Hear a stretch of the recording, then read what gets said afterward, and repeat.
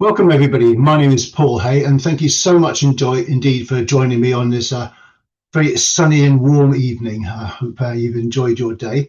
I've had a cracking couple of days this week. I've been at Southcote for 2 days, and last week I had also the pleasure of being at Katesgrove for 2 days as well, speaking with your children and discussing how they can keep safe online. Well, one of the key messages that I like to get across is the fact that if they ever have a problem, they speak to a grown-up they trust. But of course, that's you guys. It's the other members of your family, which is why we thought it was important that we have an event so you can actually hear what it is that our children are hearing, and also how we can then help them have a good discussion around their safety. Now, what I would like to just mention is this is not going to be a technical discussion. This is not about me telling you about all the buttons and things that you need to press to make them safe. And there's a couple of reasons for that. Firstly, I'll need you here for at least a week to be able to go through every single app, every single game, every single device that they may use. And of course, the other thing is the fact that it will change. Things that they're using now, there'll be new things in the future. This is about behavior. This is about making sure our children know what to do so they feel safe online and we can feel confident that they're going to do the right things.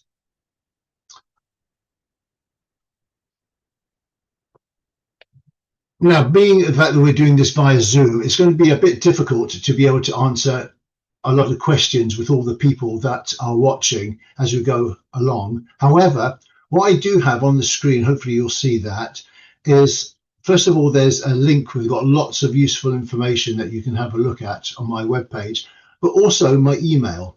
I'm always happy to get emails from parents with any questions that you might have. Just please get in touch with me.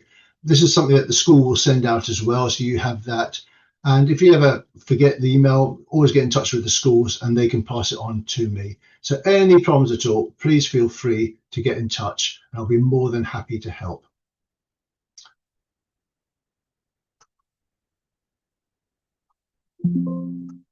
Sorry, I do apologize. Right. I think one of the things that would be very amiss of me to not touch on is the adolescence question. This is a series on TV very recently, and I think many parents saw this series on the TV and were very worried about how that would affect their children. Maybe not so much at this young age, however, certainly as they get older. So I'd like to address that and discuss how the topics that were discussed in that program and how they may affect our young people. And it's a complex situation because there's many different topics that were raised in that, different concerns. There was the idea about toxic masculinity, the way that boys and men are being taught how to treat women. There's also the element of bullying, the fact that people were bullying each other actually at school as well as online from outside sources. There's the influences that they were finding both within the schools themselves, but also from outside influences and hearing ideas that may or may not be correct for our children. There's the expectations that young people have and how they think they should be behaving. It also touched on the fact that weapons were involved. It's a very sort of sad outcome within the program. But there's also the understanding of what young people do online. And that's something that we as adults don't always fully appreciate what they're actually doing because it does change all the time.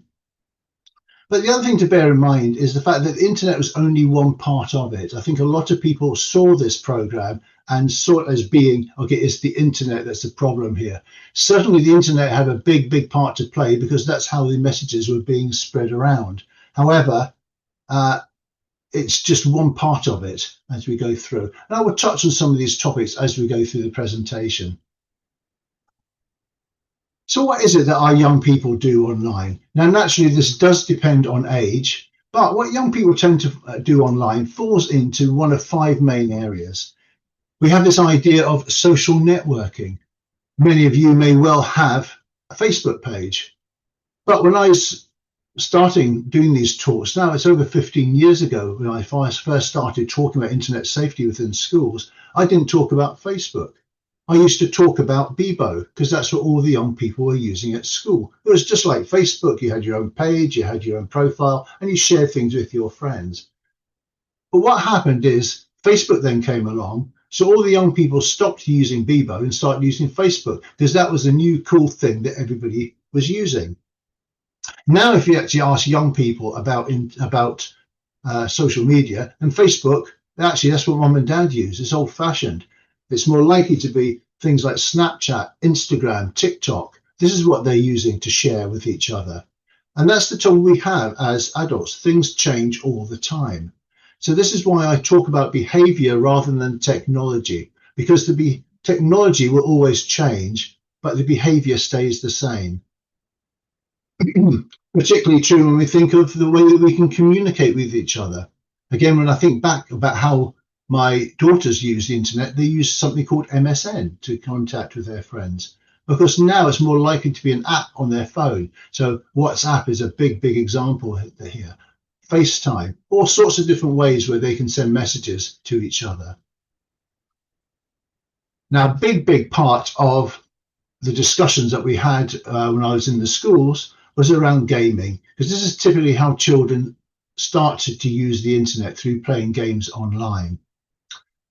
They love to search for things, they look at YouTube, and it's a big part of entertainment these days. We can stream movies, we can listen to music online, we use catch-up TV to if we miss our programs. So basically what young people do falls into one of these 5 categories. It's just that they do an awful lot of the same thing. However, children don't think of it like this. What children do online is they just do stuff online. They share stuff, they chat about stuff, they play stuff, look stuff up, listen and watch stuff. It's just a whole lot of stuff that they do online. It's just they do an awful lot of the same thing. So when we think about safety online, there's 4 main areas that we look at. We refer to them as the 4 C's. There's content, conduct, contact, and commerce. Content is basically, well, what are they looking at? Is it appropriate for them to be looking at that? What advice are they getting online? Maybe the fact that they're looking at hate sites and so ideologies that maybe they're being exposed to. I'd also fit into this category the games that they're playing. Are those games suitable for their age? There's their conduct when they are online. And a lot of the discussions that we had these last couple of weeks in primary schools is around keeping things private. Are they sharing things that they shouldn't be sharing? Certainly as they get older, it's more maybe about what they're doing about their reputation. What are they putting up there that isn't really going to do them any good in the future? The third area, contact, I guess this is where we as parents have our biggest fear. Is there somebody out there trying to lure my child away? A horrible, awful thing to have to think of. Now, thankfully, the chance of it actually happening is relatively rare. Now, that's not to put it down in any way. It's an horrendous crime and it does happen. What isn't rare is the fact that somebody may be unkind to them, what we refer to as cyberbullying. Because most of the problems that young people face day to day aren't typically from strangers. It's often from people they may know, maybe people within their own schools. The fourth area, I guess, is commerce. This is where it comes to maybe about money. And now there's the overt gambling sites that you can be attracted to. But also within games themselves, there's ways of being forced to spend money. There's things called loot boxes in some of these games, for example, where they've got to pay real money to open this box, and maybe in their box it's got some clothes for their character, a special level, a special tool within the game that they may be using, but they don't know what it is until they've actually paid money and opened that box to see whether or not it's any good for them. The other area that is about identity theft, and I'm going to be touching on some of these issues later on. So let's look at how children start to use the internet. And this is typically through playing games online. By the way, some of you may well have children in years reception in years 1. different age groups had different material. And what we did for those younger ones, because we want to keep it nice and simple at that stage, what I did is I read them a story, and it's about Smarty the Penguin who gets a new tablet for his birthday.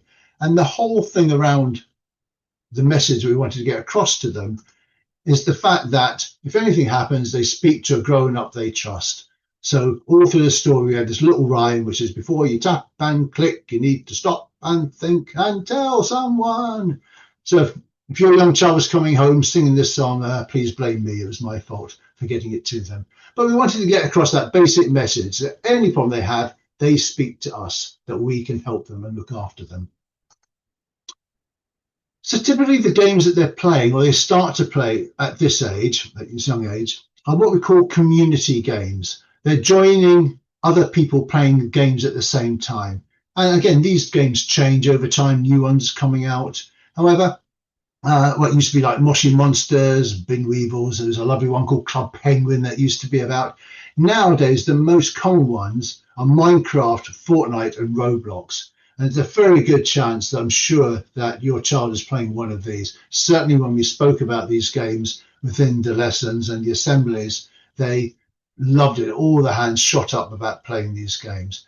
But basically, all these games are basically the same concept. You join the game, you become one of the characters in the game. So every character you see on the screen is a real player playing the game at the same time as they are. And as they're playing, they can talk to them, they can send messages. Now, typically in these newer ones, it'll be a panel down the side where you see all the chat that's going on. But actually, if they've got headphones and a microphone, they can actually really speak to those people and have conversations with them. But basically, I say this means that they could well be speaking to people who they don't know. Now, before I leave the screen, I just want to mention one thing. I said all these games are basically the same thing. Roblox is slightly different insofar as the others are sort of set games, set ways of playing. Roblox is actually what they call a platform. It's a platform where anybody can write a game that sits on top of Roblox. So they enter into Roblox and then they can choose what game they play. But anybody can create a game. So some of the games that they're playing may not really be suitable for younger people. For example, some of you may have seen a TV program called Squid Game. Quite a violent series that was on TV. Well, people have really written Squid Game for Roblox. So if your child is playing Roblox, and we will talk about the fact that we have these conversations with our children, it's not just the fact that they play Roblox, it's asking them, well, what game are you playing inside of Roblox to make sure that that is suitable. So what we did for years 2 to 4 is we showed them a video of somebody playing a game. There's a group of friends playing a game, and while they're playing a game, somebody else inside talking to them and some issues that they had. I've got the link down there about the fact that these are videos that you can see yourself at home if you wanted to.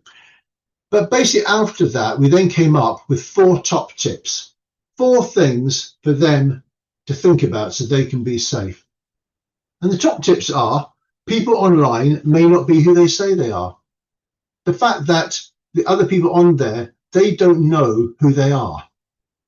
And of course, a word for people they don't know are strangers. But of course, our children see strangers all the time. If you take them to the shops, they see strangers at the shops. If you took them to Legoland, they'll see hundreds of strangers at Legoland.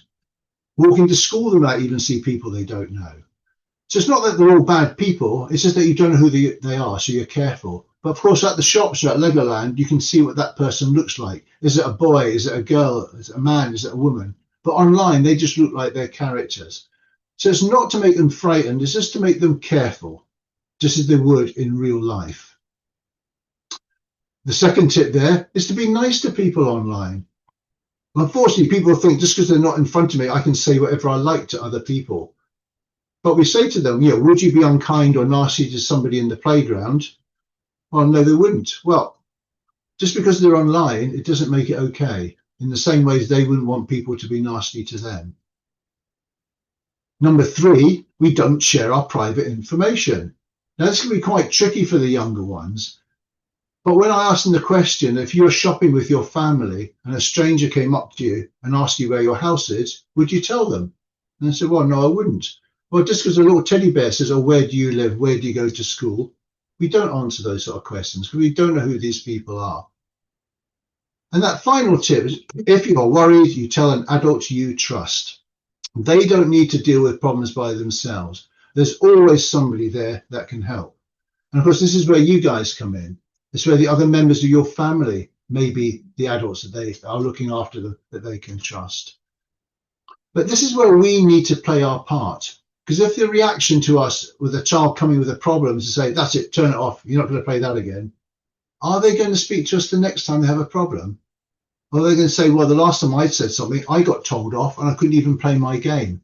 They're doing exactly what we want them to do. They're coming to us for help. Because basically, it's not their fault if somebody's being unkind to them online. It's not their fault if somebody's asking questions. They're doing the right thing. They're coming to us for help. So these are the top tips that we get across to at this young age. But it doesn't matter how old you are, these top tips are still the same. Even as adults, we've got to be careful about the people we speak to and interact with online. As adults, we have posted horrible, nasty things on Facebook, on Twitter, or X, should I say now, horrible things to each other. And as adults, we can be really bad at the amount of information that we share with other people, particularly information that we share about our own children online. So when I was young, I learned how to cross the road. I learned the Green Cross Code. Those rules about crossing the road still apply to me now when I cross the road, just as it did when I was 8 years old. So if we almost look at this like the Green Cross Code of the internet, it doesn't matter if they're playing Minecraft or using Facebook or Snapchat or Instagram or TikTok, the same basic rules. This is an interesting study that came out, and I've got a few slides that will pop up from time to time, that about the study about how many people do play games with maybe other people they know, but also how many are speaking to people who they don't know. Now, there is a thing that within the games, you may be chatting just about the games. You can sort of argue, well, that's not so bad. But of course, if they are talking to people they may know, they don't know, they may start asking questions that they shouldn't be answering as we go through.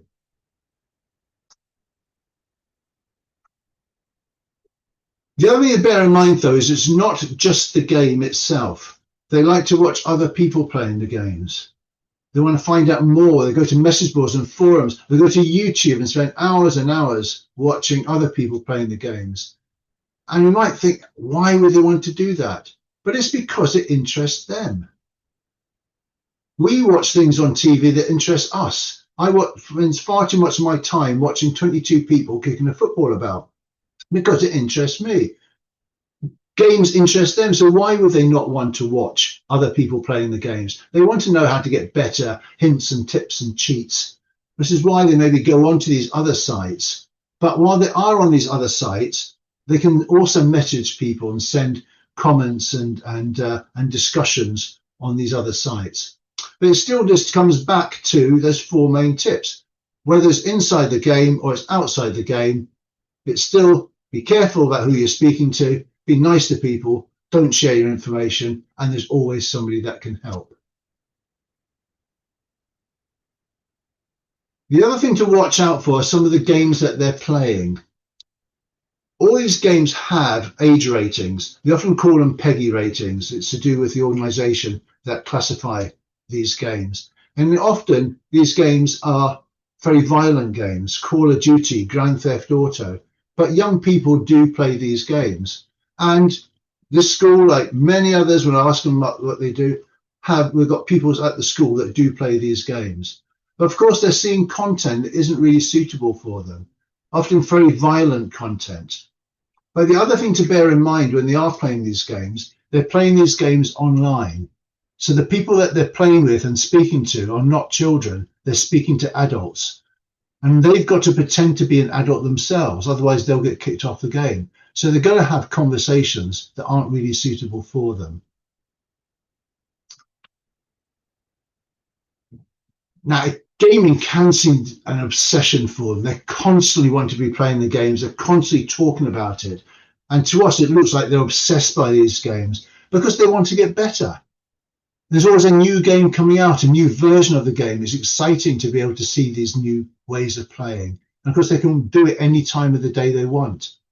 But one thing we might want to just think about here is this may well be something that they're good at. Not only are they good at it, all their friends know that they're good at it and they come to them for help. And just think what a big boost that is for our young person, that they're really good at something and everybody recognizes that. They may be rubbish at netball or football, but boy, are they good at Minecraft and people come to them for help. I say that can be a big, big boost for them.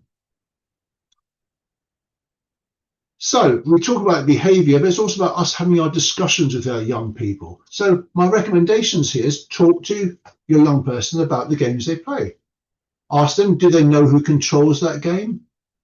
If they can talk and message other players, can they control who they're speaking to? Can they block the other players if they don't want to speak to them? If the games have privacy settings, have they set them? And I think these are very valid questions for us to ask if they're starting to play a new game. Because if they don't know the answers to this, then maybe they need to find out before they carry on playing. It's a bit like if your child said to you this evening, I'm off out, we don't just say that's fine as long as you're back before 10 o'clock. No, we would say, sorry, where are you going? Who are you going to see? Who's picking you up? We ask basic questions in real life about what our children are doing. I think it's very fair for us to ask these same questions about their online life as well. Now, as they get older, it's more about what we call social networking. Now, social networking is anywhere where we share things with each other. Now, chances are, I'm not, it's just a rhetorical question because we're online and not in the room, but chances are a lot of you use Facebook. Some of you may use some of the other social media sites that you use, but it's maybe only a few that we use. It's a bit like music. I don't need any more music in my life after 1985. I've got all the music I could possibly listen to. Why do I want anything new? But kids are always wanting new things. So anything new that comes up, they jump onto that new platform and start using it. And that's the trouble. There's so many of these things that come along and it's always changing. It's difficult for us to always keep up with it. I mean, this is just one set of icons of different sites and social media sites that people can access. And I could come back next year and have a completely different set here. This is why we concentrate on the behavior rather than the technology, because this will always change, but behavior stays the same. Again, from that study, these are the popular platforms for under 12s. Now, you might be surprised by seeing YouTube as a social network. However, it is because anybody could share their videos. And actually, quite a few of the kids at schools, the schools we've been speaking to, have their own YouTube channel where they're sharing videos with other people. And because they love to watch it as well. WhatsApp is a very popular one, and I'm sure most of us use it as well with our own phones. But you see, TikTok, Snapchat, Instagram, I think it's probably no surprise that these are the big ones at the moment for kids using it. However, if you think about it, this is the popular platforms for under 12s. You're actually meant to be 13 and above to be able to use these platforms. So it's an interesting dilemma that we have. The popular ones are ones they shouldn't be using in the first place. I'll mention that a bit later on. But some of the problems that they'll face because they are sharing things with other people and sending messages to other people, communicating, is increasingly used for bad reasons. Maybe people being unkind to each other, sharing pictures that they shouldn't be sharing with each other. They can act differently because they're online because they're not in front of that person. They can put on a persona, if you like, an online persona. The amount of information that they share with each other or overshare with each other. It does give them the ability to speak to people who they don't know. Also, how they view themselves is against what they see online. Because most of social media is about sharing of information. Now, I'm sure we wouldn't put a great big picture up in the centre of town with our information on it. We wouldn't put our information on the side of a bus driving around London for a day. Because we got no idea who's standing at the side of the road when that bus goes past because it's in a public place. But the internet is the biggest public space we can think of. The whole world has access to the internet. So if we're not careful, more people will see something that we've posted online than ever would see it on the side of a bus. If we were going away for Christmas, would we put a great big sign in our front garden telling everybody we've gone away? But how many of you on Facebook got friends that will post up, yes, we're going away on holiday. Yes, your house is empty. Thank you for telling me. We don't always think about how our information may be used against us about the things that we put up. Because all of us that use the internet, we leave things behind. If I walked along the beach, I would leave my footprints behind in the sand. But those footprints will wash away. But everything I do online becomes my digital footprint. If I think of my digital footprint, I use Facebook. I use X, was what we used to be called Twitter. I send emails. I've got a website. I'm mentioned on other people's websites. I use Instagram, message boards, forums. There's so many different places where I will put things. And this becomes my digital footprint. And of course, you will also have a digital footprint. But this digital footprint doesn't get washed away as my footprints in the sand would. It just builds and builds. But our children's digital footprint will be way bigger than ours will ever be because they use so many more different apps and they move from one app to another. But once they've gone away from one app, the information they put there is still there. It doesn't go away. It just builds and builds and builds.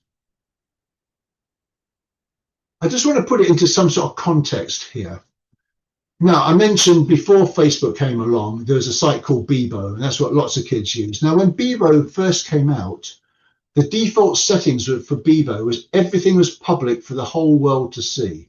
You had to actually go and make it private. Facebook was actually the same when that first came out. It's the other way around now, but at the time, everything was open for everybody. And most of the kids never bothered changing their privacy settings. So everything they were posting could be seen by the whole world. Now, I'll call her Lisa. It's not her real name. At the time, Lisa was a 13-year-old girl, hadn't made anything private, which is why I was able to see her site. She posted, it normally takes me 10 minutes to walk to school. It took me half an hour this morning because of the snow. She loved to share pictures with her friends, including one picture that she had of her and her friends in their school uniform. So I went to the bt.com website. On the bt.com website, you can actually search for people's in their phone books, their surname, in the location that she said she lives. And there's two families with the same surname as Lisa in that town. Now, I know from the school uniform and the badge on that school uniform that blue dot there is where Lisa goes to school. She told me earlier that it normally takes me 10 minutes to walk to school. So she must live about half a mile from the school itself. And of the two addresses that I saw on the BT website, one of those addresses is right on the edge there. So I'm pretty certain that's Lisa's house. Not much information needed to get to this point. Now, the chance of anything bad happening to Lisa is very, very slim. But why take the chance? She wouldn't have put her address on a big poster in town. She wouldn't have put it on to the side of a bus, but she put it on the internet for everybody to find. She also said, I can't go to Deb's party on Friday, Mum and Dad are going out, I've got to stay and babysit. So not only do I know where this 13-year-old girl lives, I now know when her parents are going to be out and she's the oldest person in the house. Not the sort of thing we would normally do. But they tend to think, it's not a problem. It's just my friends I'm speaking to. But the thing is, who is a friend? They have this idea when I'm playing games, I make friends. On Snapchat or TikTok, I have friends. Facebook, you got friends. If you've got an Instagram account, you have followers. These are the people that can see what you're posting. But we need to ask them, do they always know who these people are? Because they tend to think, I just add lots and lots of friends, without thinking, if I don't know that person, they're not a friend, they are a stranger. So they have to be careful about the people that they have there. We discussed this for years 5 and 6. We had our own special lessons about sharing of information. And I showed them this site. Now, again, this is another public site. This person hadn't set anything to being private. This time it's a Facebook account. And I asked them, well, what can you tell me about this person? And they said, well, She's called Jackie. She goes to Woodside School. She lives in Maidenhead. It looks like she's been to New York. And I said, yeah, but you've all gone she. This is actually my Facebook page. This is what I look like on Facebook. All I did was I used an old photograph of my daughter as my profile picture and changed my name. But I get young people asking to be my friend. But they don't think they're being my friend. They think they're being Jackie's friend. People might not be who they say they are. I also use Instagram. This is my Instagram profile.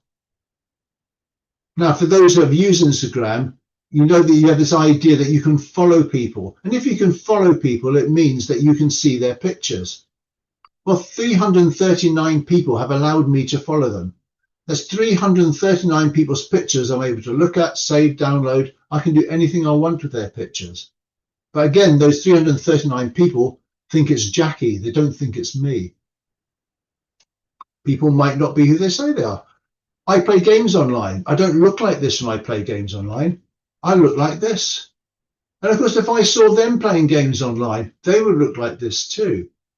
It's very easy to pretend to be somebody who you're not. And I asked them in the lesson, okay, well, hands up. Who uses Instagram or TikTok or Snapchat? And lots of hands up. I said, well, how old do you need to be to use those apps? Well, 13. Oh, so some of you are lying about who you are on the internet. Because if you can pretend to be 13, why can't I pretend to be 13? Why can't I pretend to be a girl? Because if they can make it up, so can I. Now, by the way, you may be wondering at that point when they do say they're using these apps. At this point, I don't tell them to stop at this point. Now, I say that they shouldn't be using it because of the ages. Now, the reason I don't do that is because, first of all, they know I'm just here for a day or two and I'll just be gone. And they won't listen. Also, I don't want them to stop joining in with the lesson. If they think they're going to get told off, they'll stop joining in. I want them to be involved in that lesson.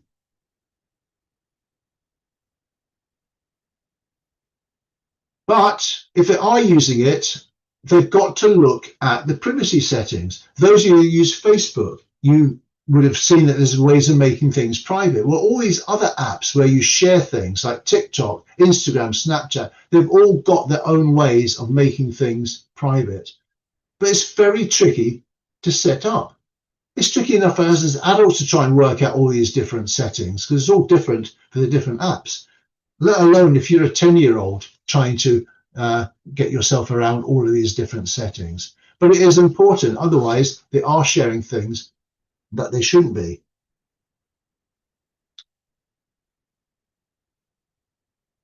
Now, one of the biggest things they love to share is sharing pictures.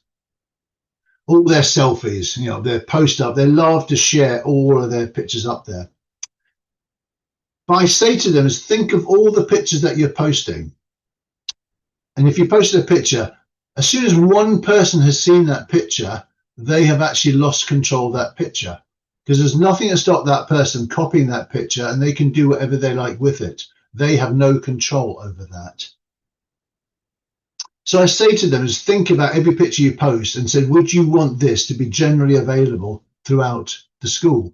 And if not, don't share it online, even with one person.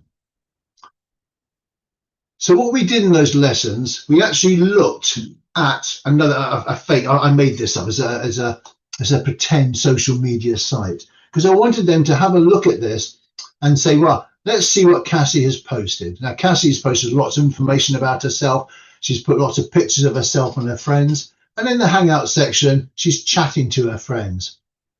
But Cassie hasn't made anything private, which means the whole world can see everything that's on that site. So what I wanted them to do is to go through and highlight or circle anything on here that they think should be kept private. So what I wanted them to do, and they did really well on this, you know, they picked out the fact that she's put the town where she lives in. She's put a picture of herself and her friends. She's put a picture of herself with her friends in their school uniform. So I now know where Cassie goes to school. She's put a picture of her at her gymnastics club with the name of the gymnastics club at the back. So I know where she's going to be every Saturday morning. They're talking about meeting up at the skate park on Friday at 7 o'clock. So even if I don't know exactly where she lives, I know she's in Oaktown, I'll go to the skate park in Oaktown and I'll just wait at 7 o'clock on Friday and I can follow her home because I know what she looks like from her picture. Somebody's put their telephone number there. They're talking about seeing their younger sister at Harding's infant school. So it's giving away information and maybe putting a younger sister into danger. They're talking about going on holiday, so we know their house is empty. So it's just trying to get them to think about the information that they post and how it may be used against them. So they're careful themselves. Now, what I did ask actually is for the children, if they could, just take this piece of paper home and show you guys. Because actually, we need to think about the information that we post as well and have this discussion with them. Because if they're learning about this, maybe we need to also do the right things ourselves. Now, I did ask them, I said to them, look, think about the pictures that you post. Now, who uses Instagram and Snapchat? And they put their hands up and said, well, actually, we know who's got Instagram and Snapchat because we've been having a look at all the pictures. And what we've done is we've got a new page on both of the school's websites with all the pictures that we were able to see. Now, at this point, he's just seen their faces drop. I said, what? And they said, look, okay, at the moment, we haven't launched it. Is anybody not wanting their picture up here? And there's a lot of shaky hands that are going up. They didn't want their pictures on here. I said, look, we've made this up. I haven't done this. But if they were worried that maybe we did have their pictures here, then maybe they haven't checked their list of friends. Maybe they haven't checked their privacy settings, because had they done that, I couldn't have possibly seen their picture in the first place. So it's just trying to get them to think about what they're posting up. A bit cruel, I know, but it's hopefully got the point across. But like gaming, social media can be a bit of a compulsion. It's probably a bit of a compulsion for some of us as well, if we're going to be honest here. But remember, this is their social world. This is how they interact with each other. They don't want to miss out. And actually, if you think about it, it's only been a few years since we were all locked down. It's maybe the only way we could get in touch with people. They can be very much affected by what other people say because they're seeing all these comments that people are putting up there.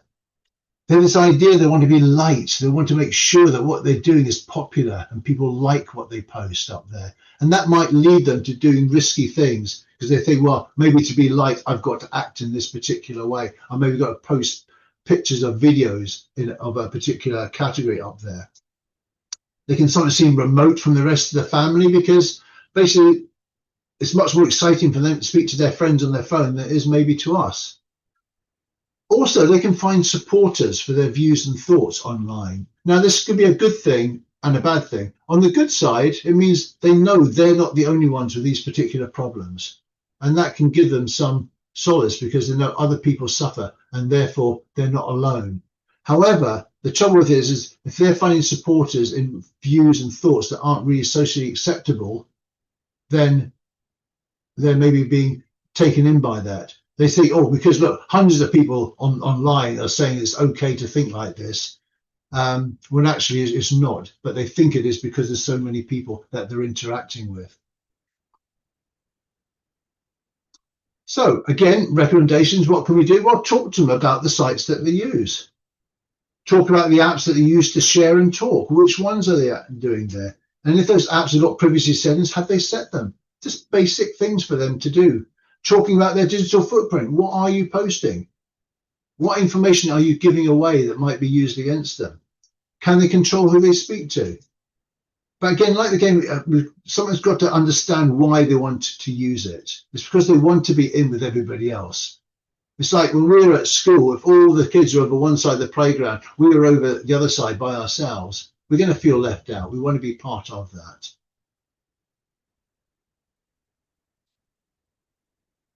Now, as I say, most of the problems they're likely to face are often from people who they know. And because it's online, we refer to this bullying behavior as cyberbullying. But unfortunately, bullying has always gone on. We can probably remember our own school days that people were unkind to each other. Kids can be nasty to each other. But there's a difference. When I was at school, I could go home and get away from it. But now they never want to be off the phone, never want to be off the games console, never want to be off the iPad. So they're constantly seeing these messages. Also, something getting posted online can be seen by lots of people. So the impact's much bigger for them. People think I can say whatever I want because I can be anonymous. I can create a fake account and post these horrible messages. Now, often what can happen is they don't mean it. They post something without really thinking about it. Oh, it's a joke. It's just a bit of a banter. The trouble is, by doing it online, they can't see the other person's reaction. If they're face to face, I was talking to somebody, I could see straight away if I've upset that person. But online, I can't see their reaction. Also, they can't see my reaction, how I'm sending it, and maybe how I look like that, because you don't have that face-to-face interaction. The one thing about this type of bullying, however, compared to when I was at school, is you've got proof. And this is a very powerful tool for them. When I was at school, it was my word against the other boy. Unless somebody else saw it happen, how could I prove it? Well, they do have that proof. They can save the messages. They can do a screenshot. So when it gets too much, they can do something about it. And that's a very powerful tool for them because it means they will be believed. If we actually think about the study that went out, again, interesting discussions here about how many have had nasty things said to them through social media or texting apps, and you can sort of see the percentages there. Slight difference between boys and girls on this. My take on this is the fact that maybe girls use social media a lot more than boys do. They interact a lot more with each other through that way. Also, they're more likely to get nasty things said to them by boys than boys are getting these nasty things said by the girls. So there's that added pressure on there as well. And also, I think it's a bit of a fact here. Unfortunately, girls can be very horrible to other girls at times when they're sharing things, particularly about looks and how they dress, etc. So when we think about what they do, we've got to think about the effect of what they're saying to each other. I asked her, how would you feel if somebody said that about you? If you wouldn't like it, why are we saying these nasty things about somebody else? They may have no idea what else is happening in that person's life. The reason they're coming in, bedraggled, their hair a mess or what have you, is maybe they are their parents' carers at home. They're maybe having to look after their siblings, getting their packed lunches together. They haven't got time to look after themselves because they're busy looking after everybody else. It could be that their parents have just lost their jobs. It could be that there's maybe a bereavement in the family. But people say these nasty things without really thinking there's other things going on in that person's life. Are they saying because everybody else is saying it? You know, all my friends are joining, I better join in as well. They're being influenced. Also, the words that they're using in their messages. They may not fully understand that some of the words that they may use can be really upsetting for other people. So what can they do about it? Well, they can block the bully from sending any more messages, but what they shouldn't do is retaliate or reply. It just gets worse, it just escalates. They can save the evidence, and when it gets too much, right, now we'll do something about it. But the biggest thing is they've got to speak to somebody about it. And this is where we, again, got to play our part.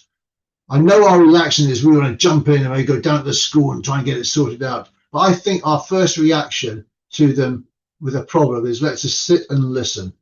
It's a very difficult thing for them to talk about. They don't understand their feelings and what's going on here. Just give them a chance to talk about it. Because our first reaction is let's make sure that they know that they're loved, they're appreciated, we're on their side.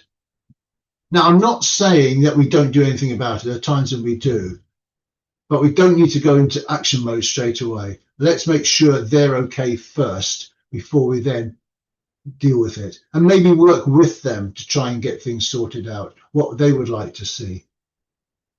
And certainly when I say to the pupils is, think how you would feel. Give comfort to your friends if you see these horrible messages. There's nothing to stop them reporting the incident as well. If they see something unkind that's been happening, they can go to the teacher or somebody to say, just to let you know, there's a whole lot of things going on. Quite often saying like WhatsApp groups that things are being said about other people. So the tips for the older children are not that much different to the younger ones that we had.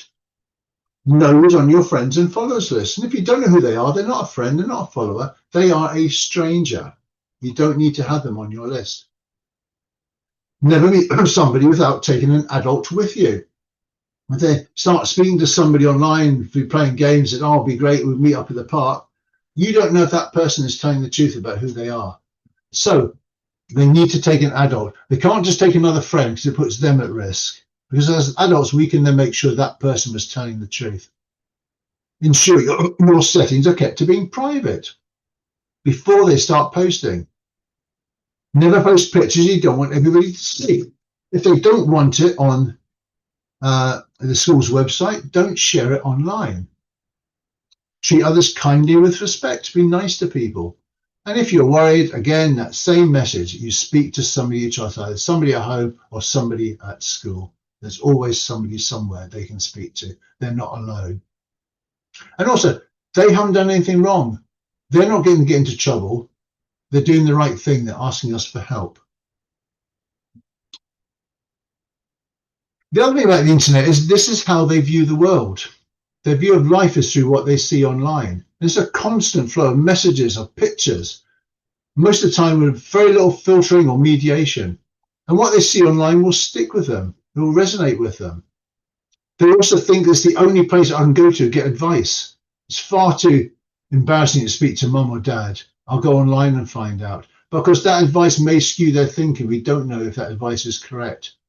We have this idea of the rise of influencers. They follow people and think, well, this is how I should be. They look up to these people. But an influencer is just somebody that knows how to use a webcam and is getting paid to promote products. They don't know anything really that much different to them. And they will judge themselves against what they see online.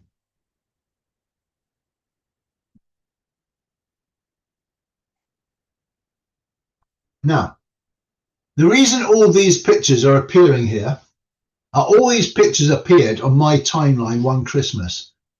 Just look how happy everybody is. They're all having a wonderful time. Why wasn't my Christmas like this? The trouble is, we look at this and think everybody's having a fantastic time. I've got no idea if that group of people in the onesies in the bottom right-hand corner had a massive argument 5 minutes after that picture got posted, because we only see the good parts of people's lives. You know, we see people posting these wonderful meals and restaurants that they're having, and I'm sitting at home with beans on toast on my lap watching the TV. All these fantastic holidays that they're going on. And I guess kids look at that and think everybody's life is brilliant. It's only mine that's rubbish. The trouble is we only see the good parts of people's lives, not the bad parts. This is particularly true when we start to think of body image as well.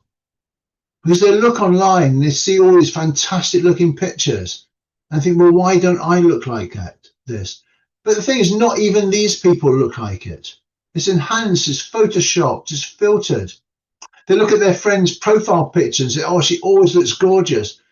She's probably taken 50 selfies to get that one good one. And that's what they put up. Because guess what? We do exactly the same when we take pictures of ourselves. We only share the good ones, not all the bad ones, especially with digital cameras now. It's on our phones. We'll take about 20 just so we can get one good one. And that's what we put up there.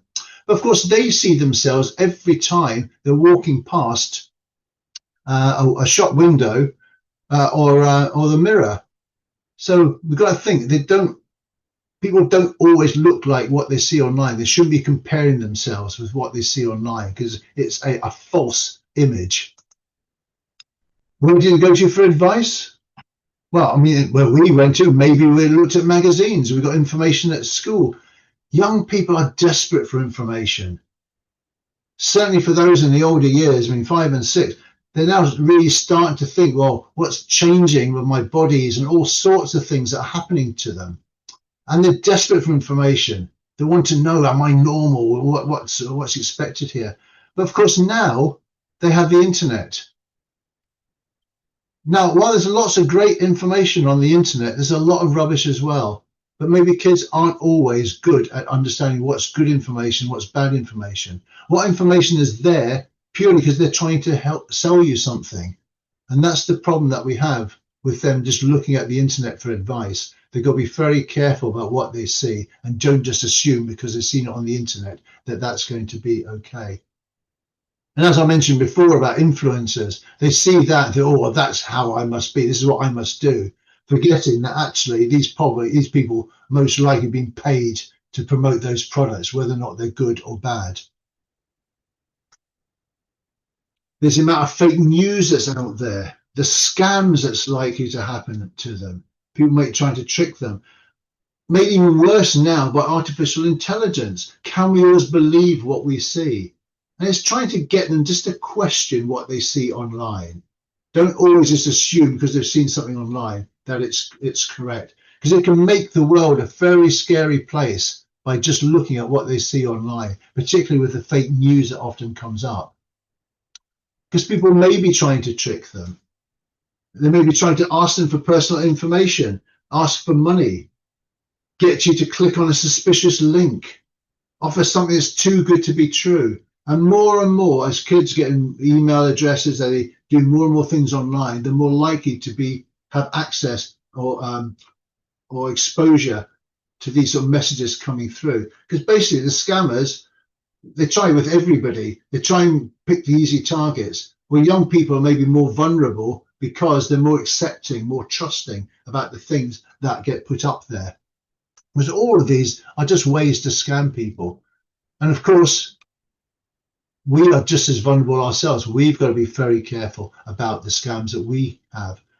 And we had some interesting discussions in the classroom about this. And so many of them reported back issues that you may have had, the phone calls you've been getting, the emails you've got, some stories about their parents losing money because of something that's gone on. So it happens an awful lot. It's just trying to get them just to think about what they're seeing. So again, it's about talking to them. Talk to them about what they see online. Are they confused? Are they upset? Are they scared? But these are all natural reactions. It's okay to be confused, upset, scared. That's why we're here, to help sort them out, to be able to reassure them. Discuss what they see online against reality. Look, if they want to know what real people look like, don't go online. Walk around Sainsbury's. That's what real people look like. It's all shapes and sizes and ages. Talk about what may be hoaxes or fake news. To question things, question what they see online. Always check another site to make sure that it is actually real. So what can we do? Well, a lot of what we can do for them is to talk to them about what they do. Talk the way we talk about their real world friends and the real world interactions. Now, the second bit is probably the most tricky one, is show an interest.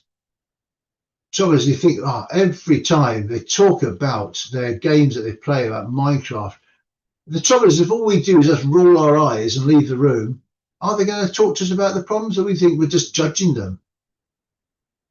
The best thing here is just fake it, pretend to be interested. At least that way they'll start a conversation with you about it.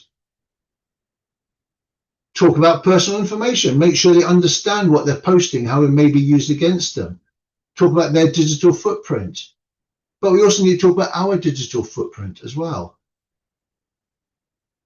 Now, at this age, at primary school age, it's more difficult when they're older, what I would do is avoid using technology in the bedrooms with the door shut. They're more likely to get up to things if they know we're not going to be walking past and seeing them.